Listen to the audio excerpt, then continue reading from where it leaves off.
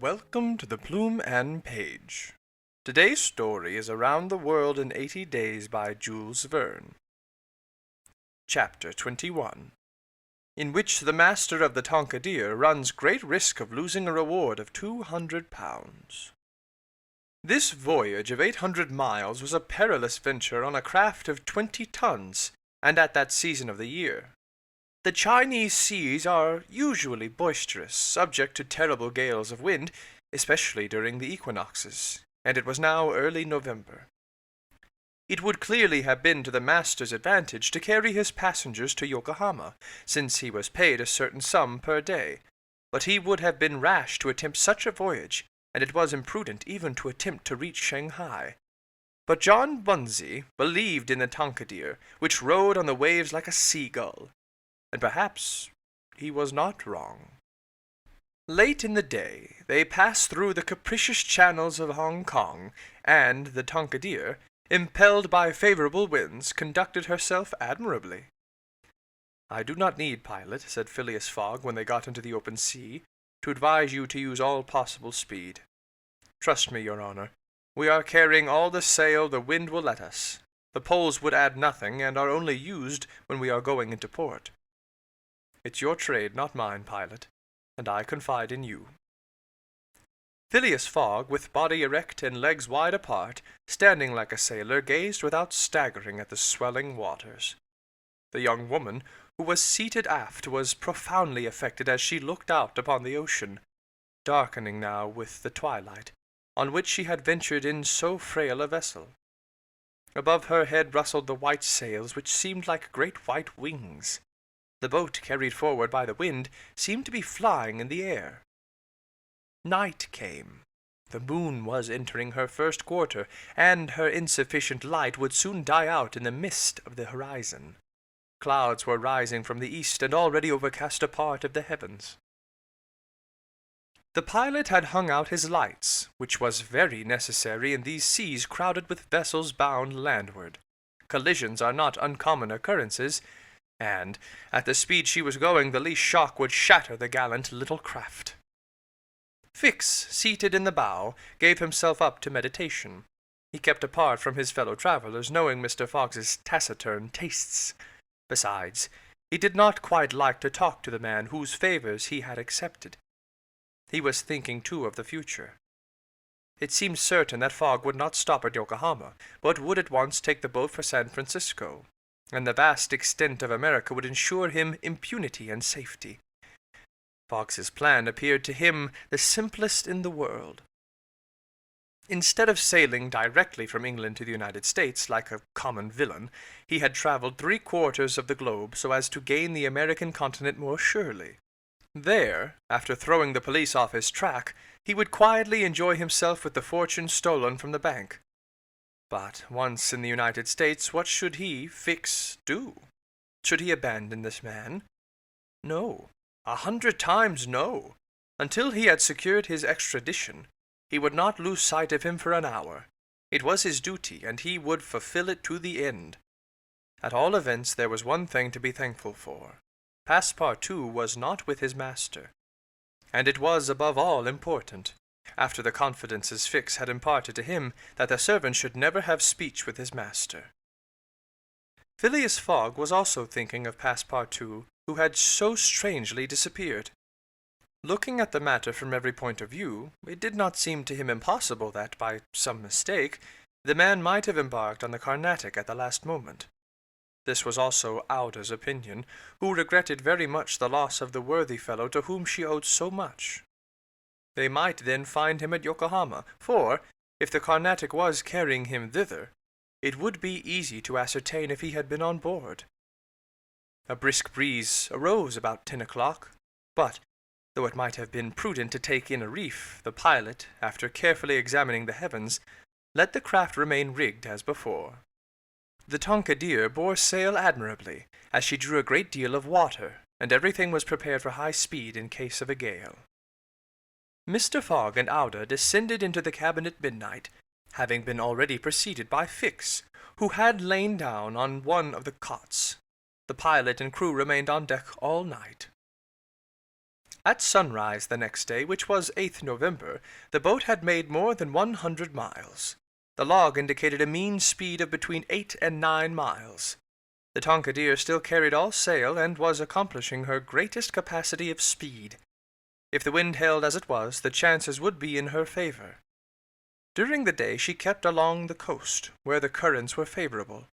The coast, regular in profile and visible sometimes across the clearings, was at most 5 miles distant. The sea was less violent, since the wind came off land. A fortunate circumstance for the boat, which would suffer, owing to its small tonnage, by a heavy surge on the sea. The breeze subsided a little towards noon, and set in from the southwest. The pilot put up his poles, but took them down again within 2 hours, as the wind freshened up anew. Mr. Fogg and Alda, happily unaffected by the roughness of the sea, ate with a good appetite. Fix was invited to share their repast, and he accepted with secret chagrin. To travel at this man's expense and live upon his provisions was not palatable to him. Still, he was obliged to eat, and so he ate. When the meal was over, he took Mr. Fogg apart, and said, "Sir." This "sir" scorched his lips, and he had to control himself to avoid collaring this gentleman. "Sir, you have been very kind to give me a passage on this boat, but though my means will not admit of my expending them as freely as you, I must ask to pay my share." "Let us not speak of that, sir," replied Mr. Fogg. "But if I insist—" "No, sir," repeated Mr. Fogg, in a tone which did not admit of a reply. "This enters into my general expenses." Fix, as he bowed, had a stifled feeling, and going forward, where he ensconced himself, did not open his mouth for the rest of the day. Meanwhile they were progressing famously, and John Bunsby was in high hope. He several times assured Mr. Fogg that they would reach Shanghai in time, to which that gentleman responded that he counted upon it.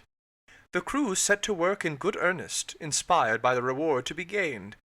There was not a sheet which was not tightened, not a sail which was not vigorously hoisted, not a lurch could be charged to the man at the helm. They worked as desperately as if they were contesting in a royal yacht regatta. By evening the log showed that 220 miles had been accomplished from Hong Kong. Mr. Fogg might hope that he would be able to reach Yokohama without recording any delay in his journal, in which case the many misadventures which had overtaken him since he left London would not seriously affect his journey. The Tonkadeer entered the Straits of Fokien, which separate the island of Formosa from the Chinese coast, in the small hours of the night, and crossed the Tropic of Cancer. The sea was very rough in the straits, full of eddies formed by the counter-currents, and the chopping waves broke her course, while it became very difficult to stand on deck. At daybreak the wind began to blow hard again, and the heavens seemed to predict a gale. The barometer announced a speedy change, the mercury rising and falling capriciously. The sea also, in the southeast, raised long surges which indicated a tempest. The sun had set the evening before in a red mist, in the midst of the phosphorescent scintillations of the ocean. John Bunsby examined the threatening aspect of the heavens, muttering indistinctly between his teeth. At last he said in a low voice to Mr. Fogg, "Shall I speak out to your honor?" "Of course." "Well, we are going to have a squall." "Is the wind north or south?" asked Fogg quietly. "South. Look, a typhoon is coming up." "Glad it's a typhoon from the south, for it will carry us forward." "Oh, if you take it that way," said John Bunsby, "I've nothing more to say." John Bunsby's suspicions were confirmed. At a less advanced season of the year, the typhoon, according to a famous meteorologist, would have passed away like a luminous cascade of electric flame. But in the winter equinox it was to be feared that it would burst upon them with great violence. The pilot took his precautions in advance. He reefed all sail, the pole masts were dispensed with, all hands went forward to the bows. A single triangular sail of strong canvas was hoisted as a storm jib, so as to hold the wind from behind. Then they waited. John Bunsby had requested his passengers to go below, but this imprisonment in so narrow a space, with little air, and the boat bouncing in the gale was far from pleasant. Neither Mr. Fogg, Fix, nor Alder consented to leave the deck. The storm of rain and wind descended upon them towards 8 o'clock. With but its bit of sail, the Tonquedere was lifted like a feather by a wind, an idea of whose violence can scarcely be given. To compare her speed to 4 times that of a locomotive going on full steam would be below the truth. The boat scudded thus northward during the whole day, borne on by monstrous waves, preserving always, fortunately, a speed equal to theirs. 20 times she seemed almost to be submerged by these mountains of water which rose behind her, but the adroit management of the pilot saved her. The passengers were often bathed in spray, but they submitted to it philosophically. Fix cursed it, but Alda, with her eyes fastened upon her protector, whose coolness amazed her, showed herself worthy of him, and bravely weathered the storm. As for Phileas Fogg, it seemed just as if the typhoon were a part of his program. Up to this time the Tonquedere had always held her course to the north, but towards evening the wind, veering 3/4, bore down from the northwest. The boat, now lying in the trough of the waves, shook and rolled terribly. The sea struck her with fearful violence. That night the tempest increased in violence. John Bunsby saw the approach of darkness and the rising of the storm with dark misgivings. He thought a while, and then asked his crew if it was not time to slacken speed. After a consultation he approached Mr. Fogg and said, "I think, your honour, that we should do well to make for one of the ports on the coast." "I think so too." "Ah!" said the pilot, "but which one?" "I know of but one," returned Mr. Fogg tranquilly, "and that is Shanghai." The pilot, at first, did not seem to comprehend. He could scarcely realize so much determination and tenacity. Then he cried, "Well, yes, your honour is right, to Shanghai." So the Tonquedere kept steadily on her northward track. The night was really terrible. It would be a miracle if the craft did not founder. Twice it would have been all over with her if the crew had not been constantly on the watch. Alda was exhausted, but did not utter a complaint. More than once Mr. Fogg rushed to protect her from the violence of the waves. Day reappeared. The tempest still raged with undiminished fury, but the wind now returned to the southeast. It was a favorable change, and the Tonquedere again bounded forward on this mountainous sea, though the waves crossed each other and imparted shocks and countershocks which would have crushed a craft less solidly built. From time to time the coast was visible through the broken mist, but no vessel was in sight. The Tonquedere was alone upon the sea. There were some signs of a calm at noon, and these became more distinct as the sun descended towards the horizon. The tempest had been as brief as terrific. The passengers, thoroughly exhausted, could now eat a little, and take some repose. The night was comparatively quiet. Some of the sails were again hoisted, and the speed of the boat was very good. The next morning at dawn they saw the coast, and John Bunsby was able to assert that they were not 100 miles from Shanghai. 100 miles in only one day to cross them! That very evening Mr. Fogg was due at Shanghai if he did not wish to miss the steamer to Yokohama.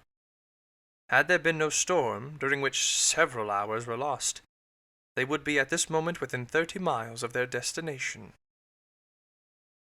The wind grew decidedly calmer, and happily the sea fell with it.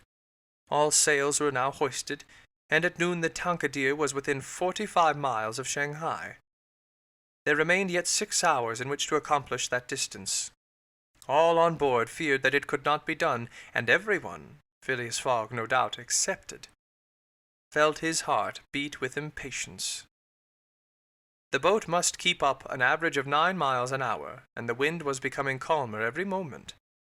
It was a capricious breeze coming from the coast, and after it passed the sea became smooth. Still the Tonquedere was so light, and her fine sails caught the fickle zephyrs so well, that, with the aid of the current, John Bunsby found himself at 6 o'clock not more than 10 miles from the mouth of Shanghai River. Shanghai itself is situated at least 12 miles up the stream. At 7 they were still 3 miles from Shanghai.